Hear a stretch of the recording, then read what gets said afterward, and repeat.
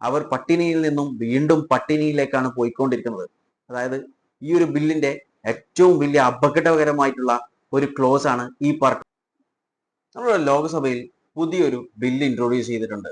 ഈ ബില്ലിൽ ഒരുപാട് പ്രശ്നങ്ങളുണ്ട്. പക്ഷേ പലരും ശ്രദ്ധിക്കാതെ പോയിട്ടുള്ള, അല്ലെങ്കിൽ പലരും നിസാരമാക്കി കണ്ടിട്ടുള്ള ഈ ബില്ലിൽ ഒരു ക്ലോസ് ഉണ്ട്. ആ ഒരൊറ്റ ക്ലോസ് കൊണ്ട് ഈ ഒരു ബില്ല് നിയമമായി മാറിക്കഴിഞ്ഞാൽ ഗുണമുണ്ടാക്കുന്നതിനേക്കാളും കൂടുതൽ ദോഷമുണ്ടാക്കും. അതായത് ആയിരക്കണക്കിന് ആളുകളെ അല്ലെങ്കിൽ ലക്ഷക്കണക്കിന് ജനങ്ങളെ ദാരിദ്ര്യത്തിലേക്ക് കൊണ്ടുപോകാനുള്ള ഒരു ക്ലോസ് ഈ ഒരു ബില്ലിലുണ്ട്. അതിനു മുൻപായി ഈ ബില്ലിന് ഒരുപാട് ഒപ്പോസിഷൻ പാർട്ടീസ് ഒരുപാട് കാര്യങ്ങൾ പറഞ്ഞിട്ടുണ്ട്. നമുക്ക് അത് ആദ്യം നോക്കാം. ഇതിൽ രാഹുൽ ഗാന്ധി പറഞ്ഞിട്ടുള്ള ഒന്നാമത്തെ കാര്യം എന്ന് പറയുന്നത്, നമ്മളുടെ പ്രധാനമന്ത്രി നരേന്ദ്രമോദിക്ക് മഹാത്മാഗാന്ധിയെയോ അല്ലെങ്കിൽ മഹാത്മാഗാന്ധിയുടെ ഐഡിയാസിനെയോ ആദ്യമേ ഇഷ്ടമല്ല. അവർക്ക് അത് റിജക്ട് ചെയ്തുകൊണ്ടിരിക്കലാണെന്നാണ്. അതൊരു വിമർശനമാണ്. അത് ആ കണ്ണിൽ കണ്ടാൽ മതി. എന്നാൽ അതിനുശേഷം രാഹുൽ ഗാന്ധി പറഞ്ഞിട്ടുള്ള കാര്യങ്ങൾ എന്ന് പറയുന്നത്, ആദ്യം പറഞ്ഞിട്ടുള്ളത് ഈ MG നരേഗ എന്നൊരു കാര്യം ഡിമാൻഡ് ബേസ്ഡ് ആയിട്ടുള്ള ഫണ്ടിങ് ആണ്. പക്ഷേ ഇപ്പോഴത്തെ പുതിയ ബില്ല് പ്രകാരം അത് നോർമേറ്റീവ് ഫണ്ടിങ് ആയി മാറും. അങ്ങനെ വന്നു കഴിഞ്ഞാൽ ഒരു ബഡ്ജറ്റ് നിശ്ചയിക്കും. ആ ബഡ്ജറ്റ് കഴിഞ്ഞു കഴിഞ്ഞാൽ പിന്നെ ബഡ്ജറ്റ് കഴിഞ്ഞു. അതായത് ഈ ഒരു ഫുൾ പ്രവർത്തനവും അവിടെ നിലക്കും. അത് മാത്രമല്ല, ഇതിലെ ഫണ്ടിങ് എന്ന് പറയുന്നത് 60% സെൻട്രും അതുപോലെ 40% സ്റ്റേറ്റുമാണ് ഫണ്ട് ചെയ്യേണ്ടത്. ഇത് ഷെയർഡ് ആയിട്ടുള്ള ഒരു ഫണ്ടിങ് ആണ് ഇപ്പോൾ കൊണ്ടുവന്നിട്ടുള്ളത്. ആദ്യത്തെ MG നരേഗ എന്ന് പറയുന്നത് 100% സെൻട്രൽ ഫണ്ടിങ് ആണ്. അതായത് എല്ലായിടത്തും കൃത്യമായിട്ട് സെൻട്രൽ ഫണ്ട് ചെയ്ത് കഴിഞ്ഞാൽ നടക്കും. എന്നാൽ ഇനി സ്റ്റേറ്റും കൂടി തീരുമാനിക്കണം ഈ ഒരു കാര്യം നടക്കണോ വേണ്ടയോ എന്നുള്ളത്. ഏതെങ്കിലും ഒരു സ്റ്റേറ്റ് അവരുടെ ഫണ്ടിങ് സ്റ്റോപ്പ് ചെയ്താൽ അല്ലെങ്കിൽ ഡിലേ ചെയ്ത് കഴിഞ്ഞാൽ ഈ ഒരു എൻറ്റയർ പ്രോസസ് ആ ഒരു സ്റ്റേറ്റിൽ ഡിലേ ആകും. ഈ ഒരു MG നരേഗ എന്ന് പറയുന്നത് വെറും ഒരു എംപ്ലോയ്മെന്റ് കൊടുക്കുക അല്ലെങ്കിൽ എംപ്ലോയ്മെന്റ് ക്രിയേറ്റ് ചെയ്യുക എന്നൊരു ഉദ്ദേശം കൊണ്ട്, അതായത് 100 ദിവസത്തെ എംപ്ലോയ്മെന്റ് ഉണ്ടാക്കുക എന്നുള്ള ഉദ്ദേശം കൊണ്ട് ചെയ്ത ഒരു കാര്യമല്ല. ഇതിൽ ഒരുപാട് ബെനിഫിറ്റ് ഉണ്ട്. അതിൽ ഏറ്റവും പ്രധാനപ്പെട്ട ഒരു ബെനിഫിറ്റ് എന്ന് പറയുന്നത് നമ്മുടെ രാജ്യത്തെ പോവേർട്ടി ഒരു പരിധി വരെ കുറക്കുക എന്നുള്ളതാണ്. എന്നാൽ ഇതുപോലെ സ്റ്റോപ്പ് ആവാൻ തുടങ്ങിക്കഴിഞ്ഞാൽ അതുകൊണ്ടുണ്ടാകുന്ന കോൺസിക്വൻസസ് നമ്മളൊക്കെ ഉദ്ദേശിക്കുന്നതിലും 1000 മടങ്ങ് വലുതായിരിക്കും. മറ്റൊരു കാര്യം രാഹുൽ ഗാന്ധി പറയുന്നത്, ഈ ബില്ല് പ്രകാരം ക്രോപ്പ് ഹാർവെസ്റ്റിംഗ് സീസൺ ആയിക്കഴിഞ്ഞാൽ, അതായത് ഏകദേശം 2 മാസം, അതായത് 60 ദിവസം ജോലി നൽകില്ല, ഈ സ്കീം പ്രകാരം ജോലി നൽകില്ല എന്നാണ് ആ ബില്ലിൽ പറഞ്ഞിട്ടുള്ളത്. അതിനുള്ള കാരണമായിട്ട് ഗവൺമെന്റ് പറഞ്ഞിട്ടുള്ളത്, ആ സമയത്ത് അവർ അഗ്രികൾച്ചറൽ സെക്ടറിലേക്ക് വർക്ക് ചെയ്യാൻ പോകട്ടെ എന്നാണ്. അതിൽ ഹൈ റെമ്യൂണറേഷൻ, ഹൈ വേജ് ലഭിക്കും അവിടുന്ന്, അപ്പോൾ ആളുകൾ അങ്ങോട്ടേക്ക് പോയിക്കോട്ടെ എന്നാണ്.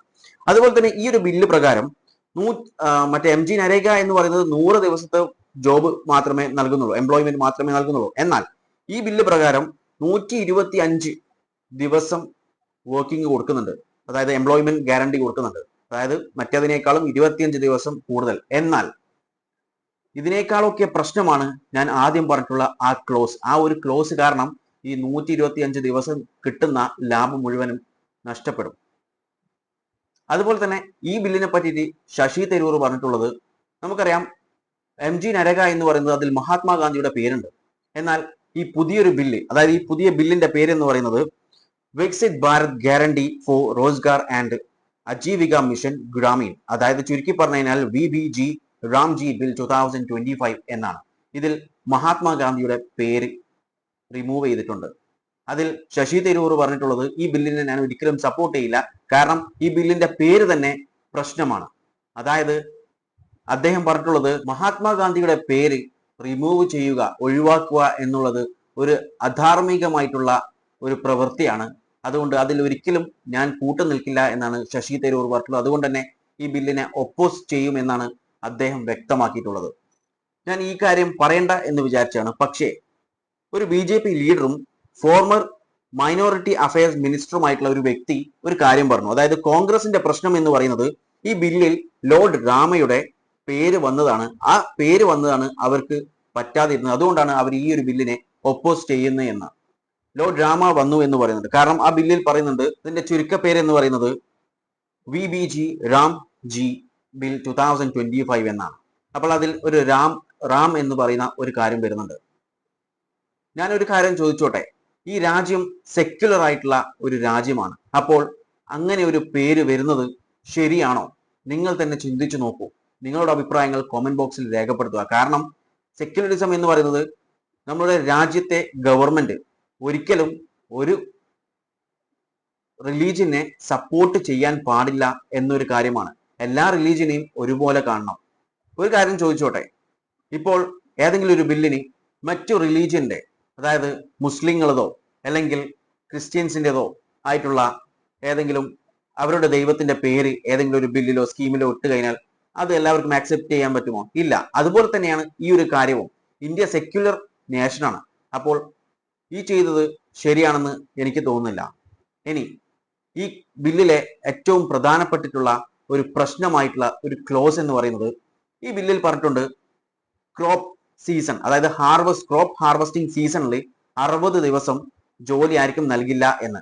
ഇതിന് കാരണമായിട്ട് ഗവൺമെന്റ് പറഞ്ഞിട്ടുള്ള ഒരു കാരണം, ഇതിന്റെ കാരണം എന്ന് പറയുന്നത് അവർ അഗ്രികൾച്ചറൽ സെക്ടറിലേക്ക് വർക്കിന് പോകട്ടെ, കാരണം അവിടെ ഹൈ ലെവൽ ഓഫ് വേജ് കിട്ടും, കൂടുതൽ വേജ് കിട്ടും, അവർ അങ്ങോട്ടേക്ക് പോയിക്കോട്ടെ എന്നാണ് ഗവൺമെന്റ് ഇവിടെ പറഞ്ഞിട്ടുള്ളത്. സ്വാഭാവികമായും കൂടുതൽ വേജ് എവിടെ നിന്ന് കിട്ടുന്നോ അവിടത്തേക്ക് ആളുകൾ പോകും. അതിനുവേണ്ടി ഈ ഒരു ജോലി, ഈ ഒരു സ്കീം നിർത്തിവെക്കേണ്ട കാര്യമില്ല.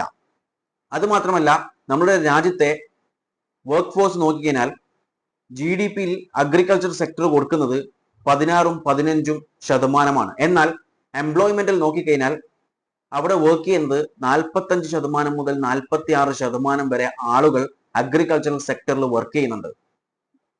അപ്പോൾ ഈ ഒരു ആളുകൾ, അതായത് ഈ പറയുന്ന ഇപ്പോൾ നമ്മുടെ പുതിയ ബില്ല് വന്നിട്ടുള്ള രാംജി ബില്ലിലുള്ള ആ സ്കീമിൽ ആളുകൾ വർക്ക് ചെയ്താൽ, എന്നാൽ ക്രോപ്പ് സീസണിൽ ആളുകൾ അഗ്രികൾച്ചറൽ സെക്ടറിലേക്ക് പോയി കഴിഞ്ഞാൽ ഉണ്ടാകുന്ന പ്രശ്നം ലേബർ പ്രൊഡക്ടിവിറ്റി ഇഷ്യൂസസ് വരും. അതായത് ഒരു ഫീൽഡിൽ വർക്ക് ചെയ്യാൻ വേണ്ടി 10 പേരെ വേണ്ടുവെങ്കിൽ ഇവിടെ ജോലി കിട്ടാത്തത് കൊണ്ട് തന്നെ എല്ലാവരും ആ ഒരു അഗ്രികൾച്ചറൽ സെക്ടറിലേക്ക് പോകും. അങ്ങനെ പോകുമ്പോൾ 10 പേര് വർക്ക് ചെയ്യേണ്ടടുത്ത് 20 പേര് വർക്ക് ചെയ്യും.